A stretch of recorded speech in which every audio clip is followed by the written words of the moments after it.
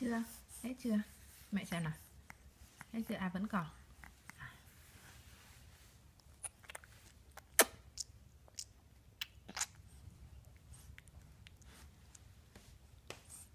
Ngon không? Em ăn chuối ngon không? À ngon à? À em ăn tay hay em ăn chuối? Hả? Mẹ xem còn không nào? Mẹ xem còn không? À vẫn còn. Đây em tự ăn. Ok em tự ăn.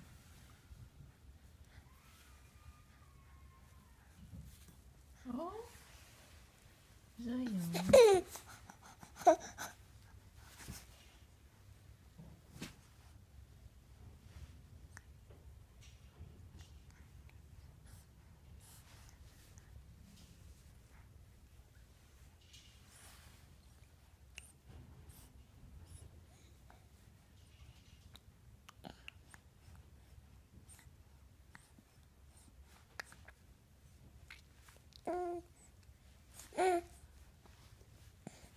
Hết chưa?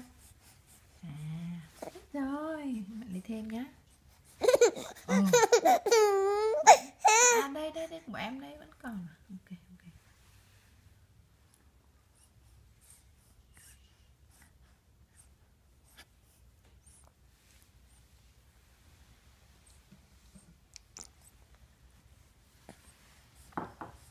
Mẹ mượn nào. Mẹ lấy thêm chuối cho em.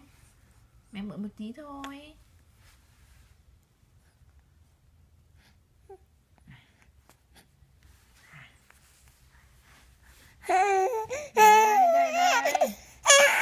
Đây.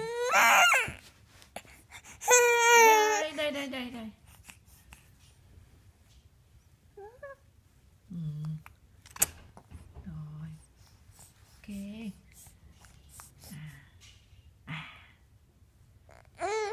Hết chưa? Hết rồi à? Đây vẫn còn đây này. À đúng không? Vẫn còn nhỉ.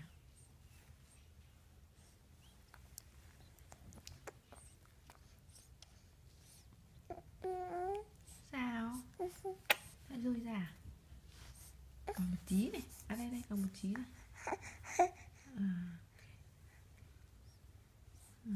Đây ở trong thìa. Mẹ lấy thêm nhá, lấy thêm đây. Đây. Này. Đây.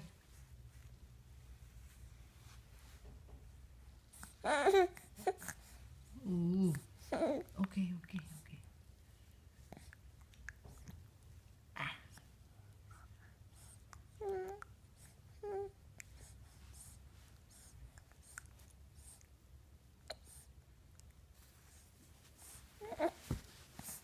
Nữa không? Vẫn còn.